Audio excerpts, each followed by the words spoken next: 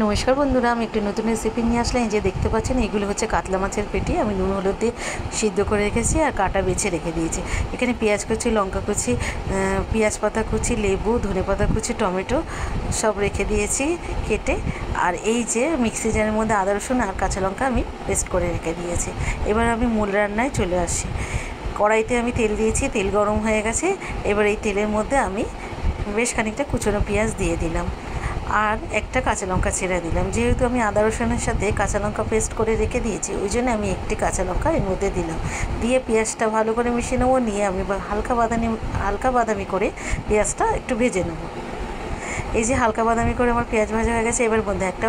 এবার এর মধ্যে আমি একটা বড়ো সাইজের টমেটো কুচি দিয়ে দিলাম।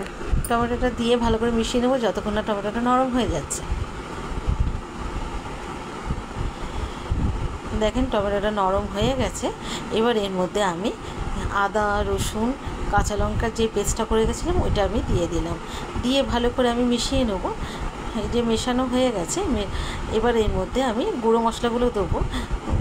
অল্প একটু জল দিয়ে দেবো যাতে মশলাগুলো কড়াইয়ের নিচে না লেগে যায়। ওই জন্য আমি সামান্য অল্প একটু জল দিলাম। জল দিয়ে এবার আমি গুঁড়ো মশলাগুলো একে একে এর মধ্যে দিয়ে দেবো। আমি পরিমাণ মতন হলুদ গুঁড়ো দিলাম। এবার আমি স্বাদ মতো নুন দেবো আর আমি কাশ্মীরি লঙ্কার গুঁড়ো দিলাম। যেহেতু কাঁচা লঙ্কা আমি আদা রসুনের সাথে পেস্ট করে রেখেছিলাম, ঝালটা দিয়েছি আগে, এই জন্য আমি কালারের জন্য কাশ্মীরি লঙ্কার গুঁড়োটা এর মধ্যে দিয়ে দিলাম। এবার মশলাটা ভালো করে মিশিয়ে নিয়ে বেশ খানিকক্ষণ কষিয়ে নেবো যতক্ষণ না এর থেকে তেল ছেড়ে যাচ্ছে। দেখেন তেল ছেড়ে গেছে। এবার এর মধ্যে আমি পেঁয়াজ পাতাটা যেটা কুচিয়ে রেখে দিয়েছিলাম সেটা আমি এর মধ্যে দিয়ে দিলাম। দিয়ে ভালো করে মিশিয়ে নেবো। মেশানো হয়ে গেলে এবার আমি যেই মাছটা আমি সিদ্ধ করে রেখে দিয়েছিলাম কাটা বেছে, সেই মাছগুলো আমি এর মধ্যে দিয়ে দিলাম। দিয়ে ভালো করে মিশিয়ে নিলাম। মেশানো হয়ে গেছে। এবার আমি এর মধ্যে সামান্য একটু জল দেবো। যেহেতু একটু ড্রাই হয়ে গেছে, ওই জন্য আমি এর মধ্যে সামান্য একটু জল দেবো। জল দিয়ে গ্যাসের ফ্লেমটা লোতে দিয়ে আমি 2 মিনিট আরও রান্না করে নেব।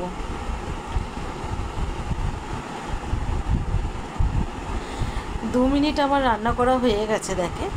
এবার আমি এর মধ্যে বেশ খানিকটা কুচনো ধনে পাতা দিলাম আর গন্ধরাজ লেবুর অর্ধেকটা আমি এর মধ্যে রসটা নিংড়ে দিয়ে দেবো।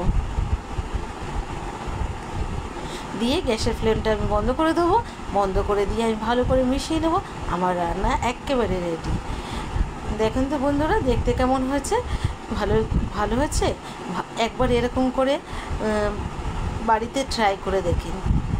গরম ভাতের সাথে এত সুন্দর লাগে খেতে, খুব ভালো লাগে। একবার বাড়িতে ট্রাই করে দেখবেন। ভালো লাগলে একটা লাইক কমেন্ট শেয়ার করবেন।